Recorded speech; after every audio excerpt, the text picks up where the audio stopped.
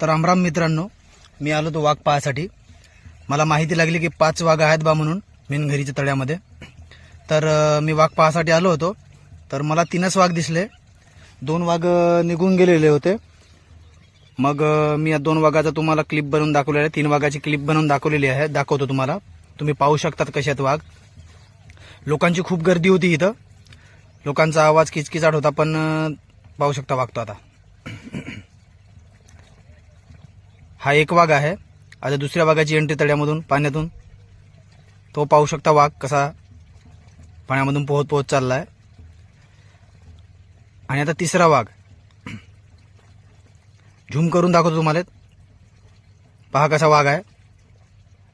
गेला, निघाला तिकडून, कचऱ्यामधून तिकडून निघून गेला. तर मित्रांनो, वाघ कसे वाटले तुम्हाला सांगा नक्की कमेंटमध्ये.